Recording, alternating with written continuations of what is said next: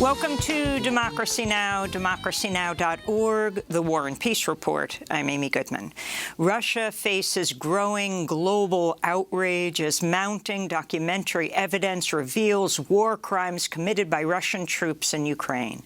On Monday, Ukrainian officials said the mayor of the town of Multizhin, near the capital Kyiv, was tortured and summarily executed by Russian soldiers, along with her husband and son. Local residents said the victims' bodies were discovered bound and blindfolded in a pit. Ukrainian President Volodymyr Zelensky is addressing the United Nations Security Council today as members review allegations that Russian troops intentionally murdered civilians in the town of Bucha, northwest of Kyiv.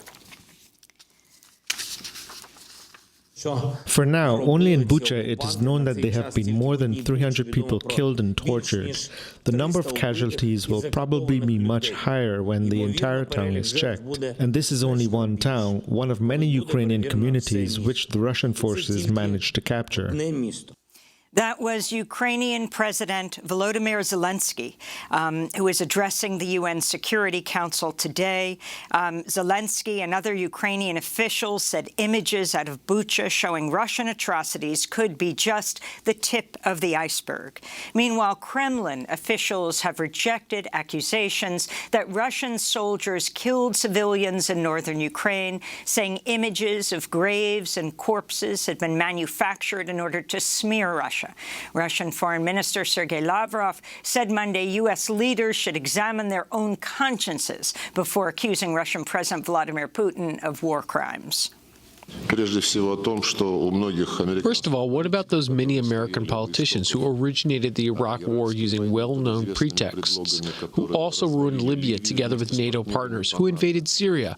Not all is well with the conscience of those politicians. Lavrov's comments came as diplomatic ties between Russia and NATO members continued to deteriorate. German officials Monday declared 40 Russian diplomats undesirable persons, effectively expelling them from Germany. France announced a similar move targeting 35 Russian diplomats. Meanwhile, the United States is seeking to have Russia removed from the UN Human Rights Council.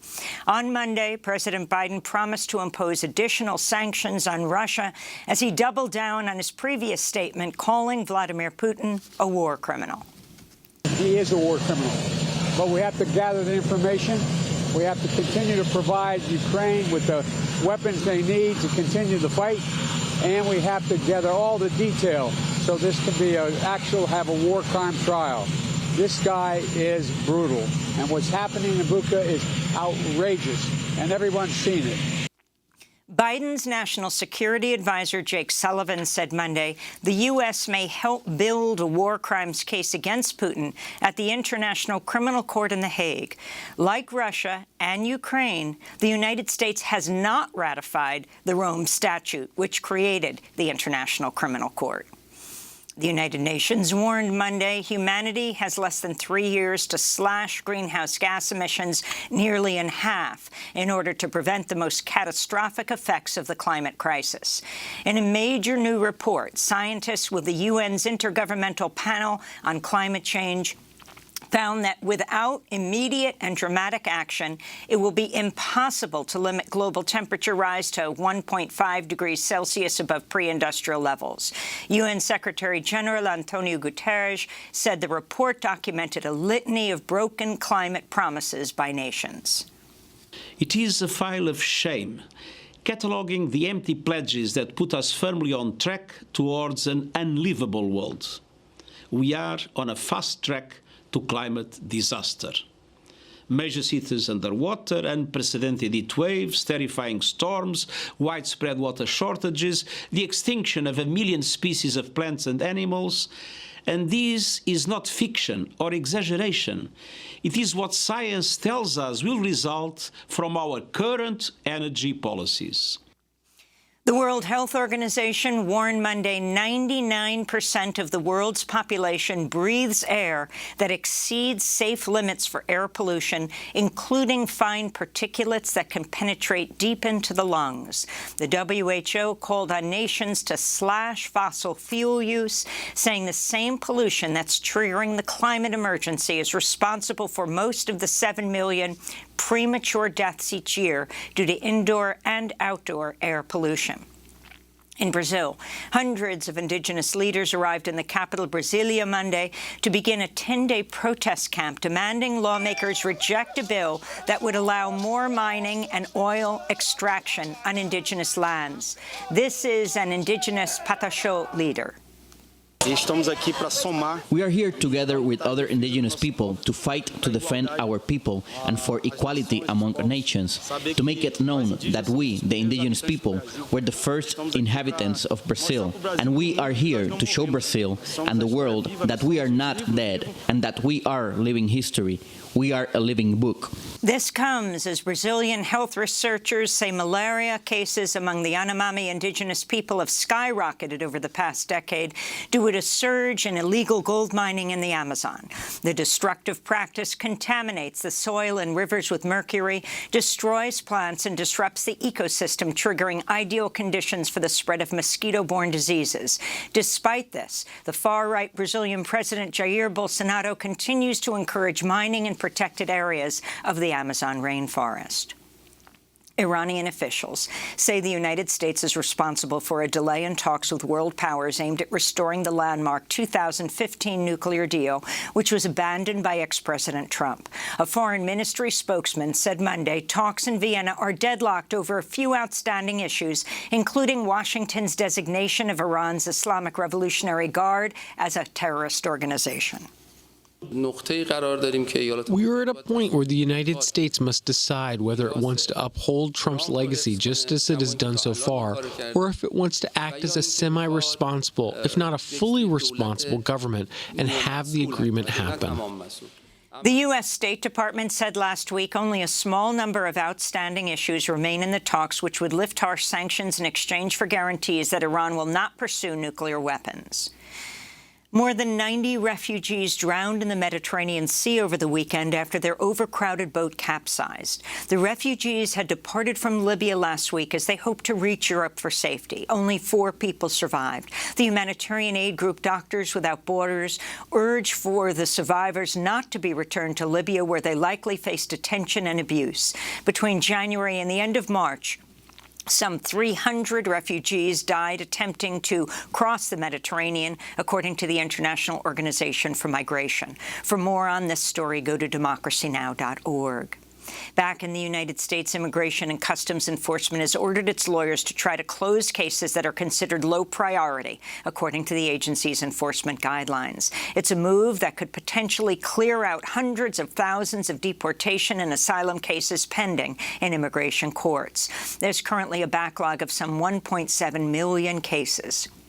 This comes as 3 states, Missouri, Arizona, and Louisiana, have sued the Biden administration over its plan to terminate the contested Title 42 policy in May. Under the Trump-era measure, asylum seekers at the U.S.-Mexico border are quickly expelled without due process or review of their asylum claims. The Senate has advanced the nomination of Judge Ketanji Brown Jackson to the Supreme Court. 3 Republicans joined all 50 members of the Senate Democratic Caucus in a procedural vote Monday evening that sets up a final vote on Jackson's confirmation by the end of the week. This comes despite 11 Republicans on the Senate Judiciary Committee voting earlier on Monday against recommending Jackson's confirmation. Democrat Cory Booker had this response for his Republican colleagues. How? How qualified do you have to be, double Harvard? How qualified do you have to be clerking at all levels of the federal judiciary? How qualified do you have to be 3 times confirmed by the Senate in a bipartisan manner? Romney and Murkowski and Collins have joined with their Democratic colleagues in support of the confirmation of Ketanji. Brown Jackson. The Senate Judiciary debate on Judge Ketanji Brown Jackson came on the 54th anniversary of the assassination of Dr. Martin Luther King, Jr. If confirmed, Judge Jackson will become the first Black woman to serve as a Supreme Court justice. The 2022 Izzy Award for Outstanding Achievement in Independent Media will be shared between the nonprofit newsrooms The City in New York, as well as Chicago's Better Government Association and Block Club Chicago. The news outlets won for, quote, exposing corruption that harmed low-income residents of those cities, unquote. Independent journalist Jenny Monet is also being recognized for her weekly newsletter, Indigenously, Decolonizing Your News Feed. And the International Consortium of Investigative Journalists won an Izzy for its Pandora Papers investigation, exposing how the world's richest hide their money and avoid paying taxes. The Izzy Award is named for legendary dissident journalist I.F. Stone. And in Washington, D.C., hundreds of protesters led a march to the Education Department for a National Day of Action Monday, demanding the Biden administration cancel all student debt. This is Braxton Brewington, press secretary at the Debt Collective. I have tens of thousands of dollars worth of student loan debt. My mother has student loan debt. My father has student loan debt. My brother has student loan debt. My sister has student loan debt. My aunts have student loan debt. This is a systemic problem. Black folks are bearing the burden of student debt. Women are bearing the burden of student debt. To watch our interview with Braxton Brewington and Astra Taylor, go to democracynow.org. This is Astra Taylor. We can see that our debts are a source of power.